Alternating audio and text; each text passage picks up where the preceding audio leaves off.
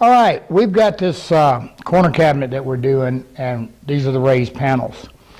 So I'm going to show you for real exactly how we go about a raised panel. Now again, this goes back to, thinking about what you're doing.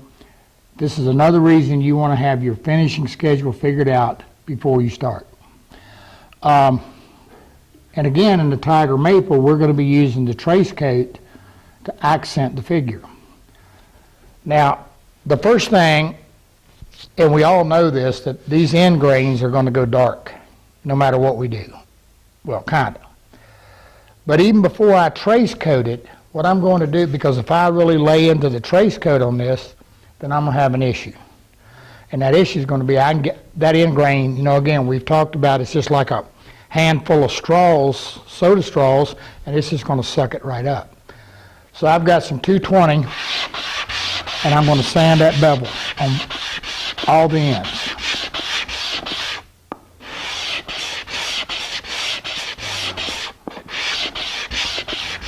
I'm going to sand it with some 220. Then I'm going to hit it with some 320. Then I'm going to hit it with some 600, just as if I was doing it natural. And I'm going to do that before I even trace coat it. I've also got a sample here with a bevel. This happens to be the same wood that I'm going to do the exact same thing to, because before I put a die on the end of this raised panels, I'm going to know. I don't want to have to go in here. I don't want these end grains being really dark and have to go in here and try to fight getting all that dark dye sanded out of there, or have to bleach it out or anything else. All right, so we're going to sand this. That's 220. Then I'm going to hit it with some 320.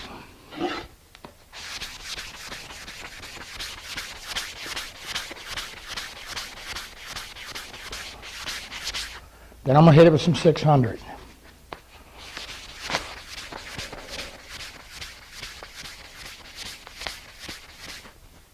Now I'm just testing.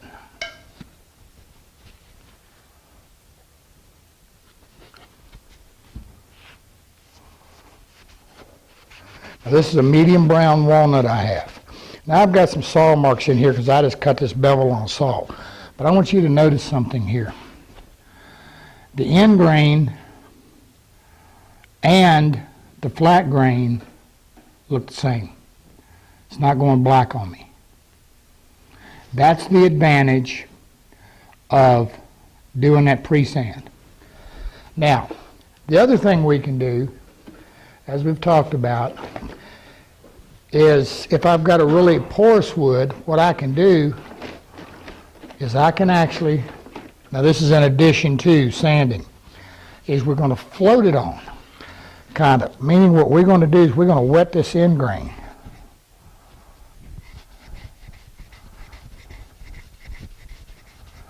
Then we come back with the dye, because what's happening at the moment, the water is helping to act like a pre-stain. And when I float it on, you can actually now see that again, you can see the difference where I wiped the water and where I didn't. See the darkness difference? The water is simply acting, it's filling that soft grain and acting as a barrier. Now again, in the Tiger Maple, that's not what we're after. But again, because we want to accent this figure. Now once I've got this done, all of this sanded, again, I'm going to do, as you heard, 220. If I needed to, I could go to 180, depending upon how well your cutters did when you raised your panels. I'm 220,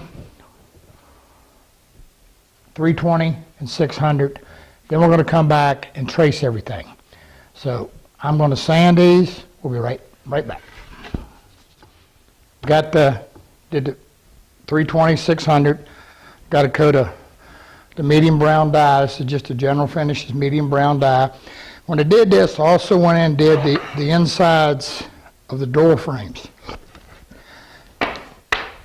Now I've set them up here, and usually I just mark them with a pencil or something, but you can see I've taken some yellow tape here and falling apart. I just took a little yellow tape and I denoted my joints. I'll show you what that's about just in a minute.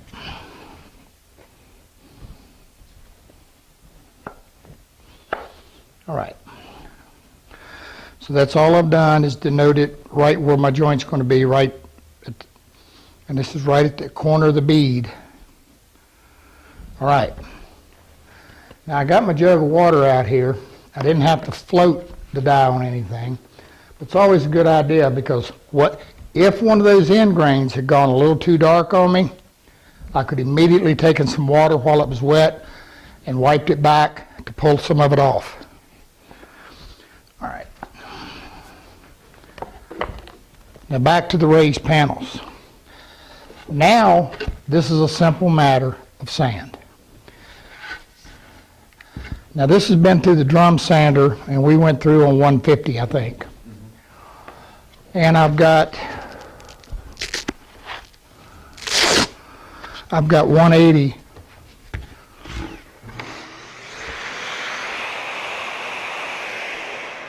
on the sander. Now I'm gonna grab, just for speed, let me grab a piece of 120 real quick. Again, I want to make sure you got this.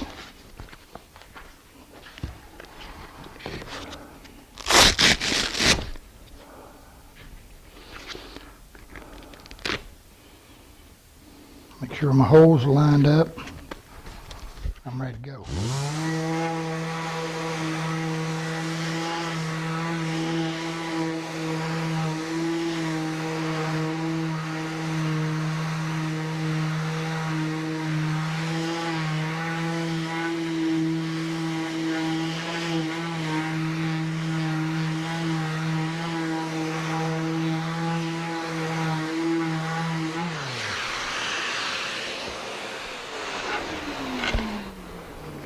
Now, first thing you notice, if you look real close, you can still see some of the sanding marks from the drum sander, straight line. And that's all I did with 120, because I'm going to do it again with 180. But because I want to enhance this figure, what I'm going to do is I'm going to come over here, and I'm going to use that same, I'm going to use the same medium brown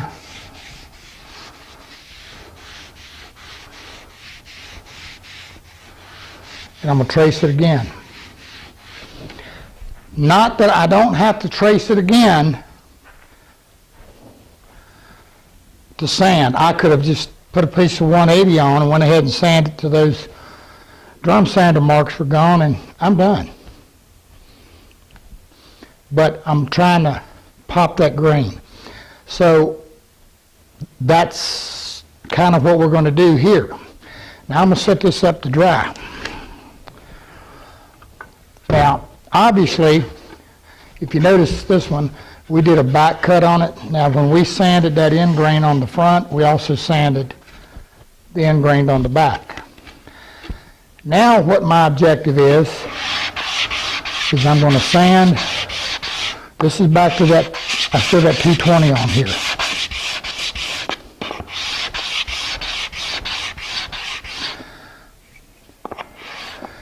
Now normally, rarely, do I ever double up the trace coat on the end grain fully wet. Let me emphasize that. Now that's sanded again with 220. But again, I'm looking at popping grains, so I'm just going to do a little light wipe, and I'll sand that back again.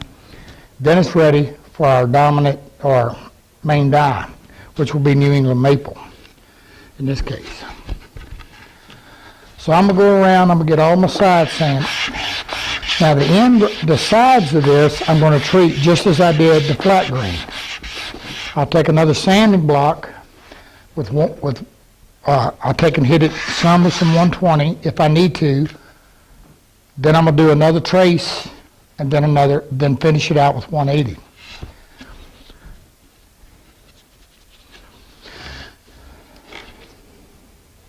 It's coming along nice.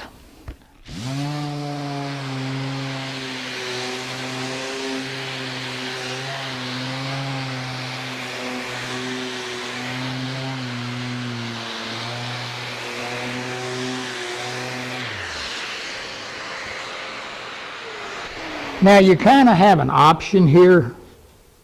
The option is on the very face, the front panel. I mean, we've still got to glue up and get put together. You know, you can sand the face or the raised portion of the panel at this point or not. Usually I don't. But I do want to sand this back. Because what's going to happen once I get this back in that frame, trying to get around this thing without sand or beating and hitting into the back of the door frame, usually doesn't work too well. So right now is the perfect time just to go ahead and get this knocked out. I mean, that makes a lot of sense. And again, this is just thinking ahead. Now,